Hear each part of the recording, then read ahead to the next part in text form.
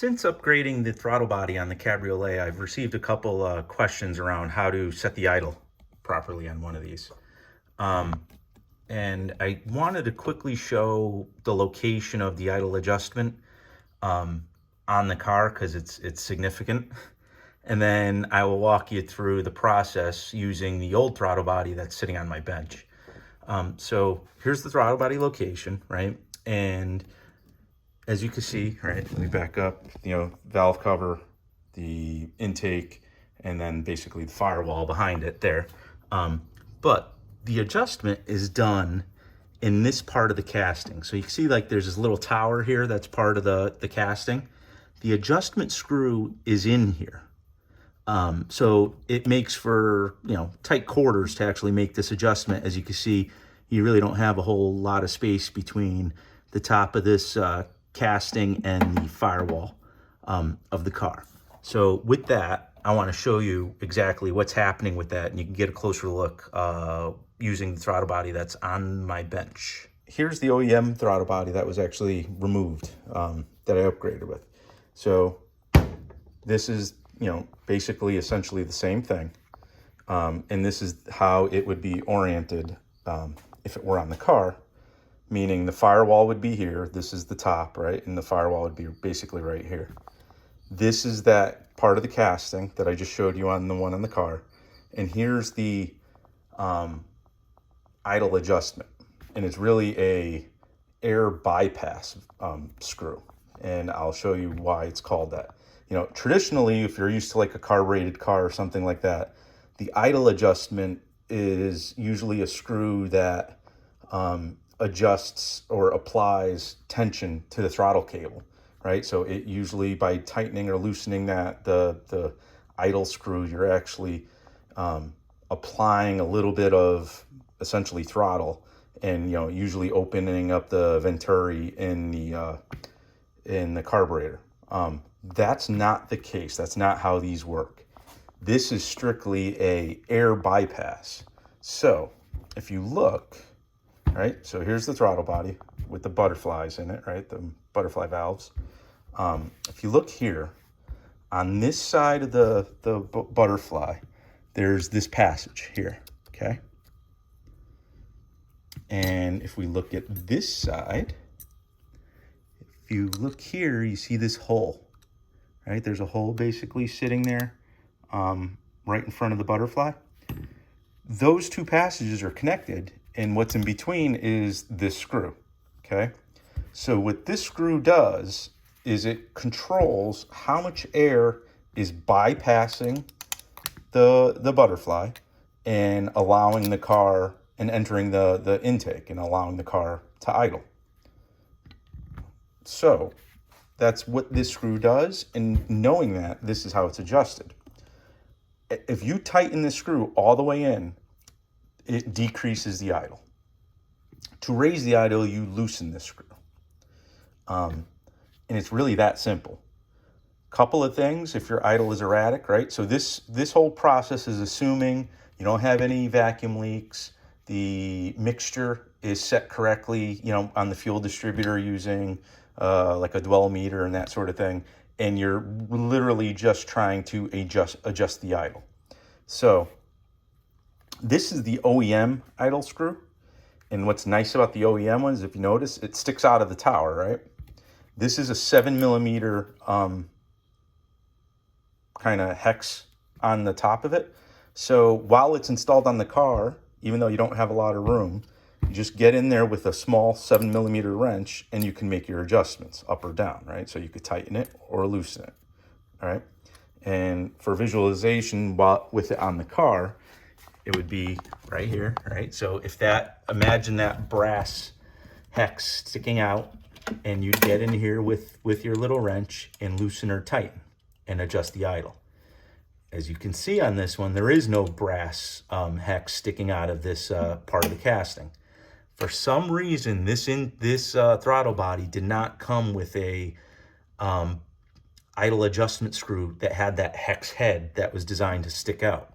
The one that's in here is basically a slotted or a flathead screwdriver end. And that usually might have to do with the fact that this was like, again, like for an Audi or something like that, where the throttle body would have been basically not pinned up against the firewall here. So you actually could have just got a screwdriver in it to make the adjustment. I left this screw in this throttle body because I was worried that, that the other one was slightly different in a profile and would mess things up. And I didn't want to then have to worry about removing the throttle body again and all that fun stuff. So how do I adjust this one that has a flathead screw in there? What I actually did was pick up one of these guys. So what I use is one of these little ratcheting bit drivers. I picked this, it's Craftsman. I picked it up at Lowe's. They had it in stock. I just wanted to go grab something quickly. But, it's a bit driver. And since my screw has a flat head or a slotted head on it, I just, you get the bit, you install it, and now you can get in there and, here's, the scenario. Basically, you would get in there and you have plenty of room between the firewall to make the adjustment. I just go in there with the flathead, and because it's ratcheting, I could either loosen or tighten slowly, but you could loosen or tighten the screw. You can see it fits right in there, and I got room to manipulate it. You kind of just got to feel around for when the actual bit finds the slot on the screw, but this has worked very well. I've been able to tweak it and get in there with this little guy.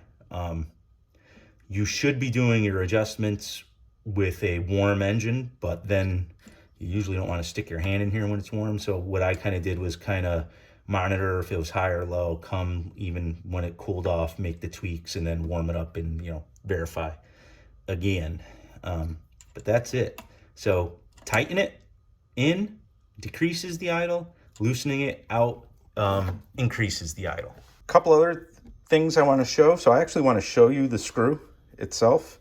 So the screws are brass, so you have to be careful. People have reported breaking them when they tighten them in.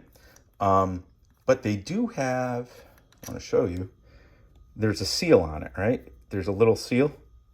And these seals are notorious for going bad. And think about, and remember, if the seal is bad, it's going to let excess air in. And if more air is going through the bypass passage, their circuit, the idle is going to go up. So if your idle is high and you have this turned in all the way, there's a chance that your seal may be leaking and it needs to be replaced. So this little O-ring, people sell replacements, and they sell them individually. But I actually went to Harbor Freight and I bought, Harbor Freight has both these kits. So it's the Nitrile or the Viton O-rings. So both are basically synthetic rubbers. Both are basically solvent chemical resistant. The Viton O-rings and seals are really popular around fuels and oils because I guess they're really resistant to hydrocarbons and things like that. But I think I picked this up for a couple, I think it was like $7 or something like that. And it had a size that basically fit right on here. But this is what the screw looks like, right? And, so there's a cone at the end that I guess seats in and closes off that passage. But, make sure you have a healthy seal on it. And like I said, it's a 7mm wrench to tighten it all the way in. My suggestion would be to, before you even start, put it all the way in and get the car started and then back it out as needed to raise the idle. Okay, there's one little nuance to all this that I want to talk about real quick. So this little armature, right here's, this is the ball where the throttle body or throttle cable connects. This little armature activates the throttle. So if you pull on it, right, it articulates, but when you pull on it, it opens the butterflies, right? So the thing that people get confused by is this little screw that's sitting here with this nut on it. And it's actually a slotted screw, as you can see. Because what it does, it actually presses up against this armature here. And this is reminiscent of a traditional kind of like idle adjustment screw that you'd see on a carbureted vehicle or something like that. Because what it does, right, just from looking at it, is as I tighten that, it's actually moving that armature in essentially applying a little bit of throttle.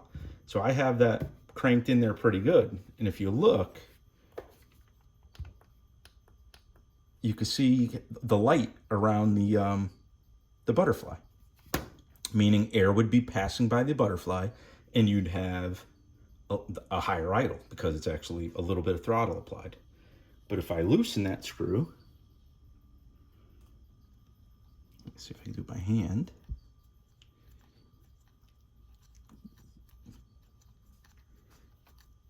You'll see, right, the light starts cutting out as the screw closes.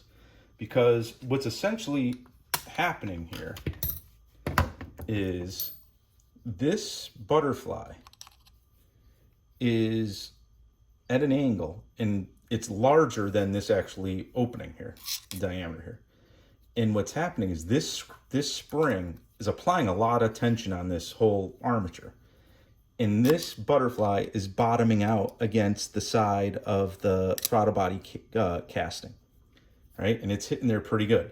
So what this is for is to relieve some of the pressure of the butterfly against the side of the casing.